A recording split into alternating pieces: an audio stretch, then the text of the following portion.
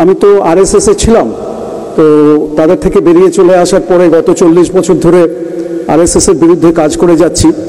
RSS is a fascist organisation. They were founded in 1925, 1925 সাল থেকে আজকে 2024 সাল পর্যন্ত তারা আস্তে আস্তে ভারতবর্ষে জাল বিছিয়েছে এবং তাদের লক্ষ্য হচ্ছে ঠিক হিটলার যেমন 1930-এর দশকে জার্মানিতে ভায়োলেন্সের সাহায্যে এবং ইহুদিদেরকে এনিমি, শত্রু চিহ্নিত করার মাধ্যমে এবং গণতন্ত্রকে কাজে লাগিয়ে যেমন তারা ক্ষমতায় এসে গণতন্ত্র চিরকালের মতন ধ্বংস করে দিয়েছিল, RSS has this purpose, this sole purpose, to take advantage of democracy in India and create a perceived enemy, that is the Muslims, and then they will destroy democracy once and for all if they come back to power. এই ব্যাপারটা আপনাদেরকে বুঝতে হবে। BJP খালি আরেকটা রাজনৈতিক দল নয়, বিজেপি হচ্ছে একটা আরএসএস পরিচালিত রাজনৈতিক ফ্রন্ট এবং they are fascists. They do not believe in democracy, they do not believe in secularism, they do not believe in right for the women and other oppressed and underprivileged classes. এই কথাটা পরিষ্কার করে বুঝতে হবে। আমি আমার একটা ছোট্ট বই সম্প্রতি বেরিয়েছে, এই ভারত শেষ ধ্বংসের সন্ধিক্ষণে অভিযান বার করেছে। বিজেপি আরেকবার ক্ষমতায় এলে কি কি হতে পারে, সংক্ষিপ্ত চিত্র, পুরোটা না।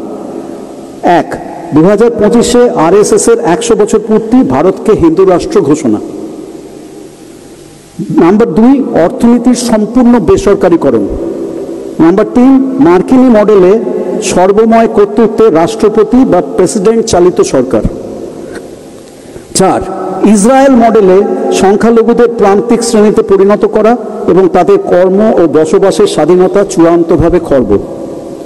5, হিন্দিকে একমাত্র জাতীয় ভাষা ঘোষণা। 6, শিক্ষা ব্যবস্থার সম্পূর্ণ হিন্দুকরণ এবং বিজ্ঞান বিরোধী কুসংস্কার এবং অপরীক্ষিত তন্ত্রমন্ত্রকে শিক্ষার পাঠ্যক্রমে বাধ্যতামূলক অন্তর্ভুক্তি। 7, নতুন আইনে রাজনৈতিক বিরোধিতা, শ্রমিক ইউনিয়ন করার অধিকার, কৃষকদের অধিকার, বাক স্বাধীনতা এবং মিডিয়ার স্বাধীনতা সম্পূর্ণ লোপ। 8, সারা দেশে এবং বিশেষ করে সীমান্ত এলাকায় হিটলারের গেস্টাপো বাহিনীর অনুকরণে গুপ্তচর বৃত্তি ও নজরদারি বাহিনী তৈরি, যেখানে আরএসএস ও গেরুয়া শিবিরের কর্মী ও স্বেচ্ছাসেবকদের কর্মসংস্থান হবে। কেন্দ্রীয় সরকারের অগ্নিপথ প্রকল্প তারই জ্বলন্ত উদাহরণ। 9, বিচার বহির্ভূত হত্যা, গুপ্ত হত্যা এবং ড্রোন ও রোবট জাতীয় কৃত্রিম বুদ্ধিমত্তার সাহায্য নিয়ে বিরোধিতা, নিরঙ্কুশ কণ্ঠরোধ। 10, আমেরিকা এবং ইসরায়েল মডেলে প্রাইভেট বন্দিশালা নির্মাণ ও সম্প্রসারণ। দেশের বিভিন্ন স্থানে ইতিমধ্যেই কিছু প্রাইভেট ডিটেনশন ক্যাম্প তৈরি হয়েছে আমেরিকার মডেলে। উদাহরণস্বরূপ আসামে তৈরি বিশ্বের দ্বিতীয় বৃহত্তম ডিটেনশন ক্যাম্পে একসঙ্গে প্রায় 3000 বন্দীকে রাখা যাবে। তারপর বিনামূল্যে বা নামমাত্র পারিশ্রমিকে বিভিন্ন লাভজনক সংস্থার কন্ট্রাক্ট দিয়ে এইসব বন্দীদেরকে দিয়ে কাজ করানো হবে, ঠিক আমেরিকা ও ইসরায়েলের মডেলে। 11, নারী স্বাধীনতা এবং আধুনিক বিজ্ঞানসম্মত চিন্তাভাবনার সার্বিক ধ্বংস।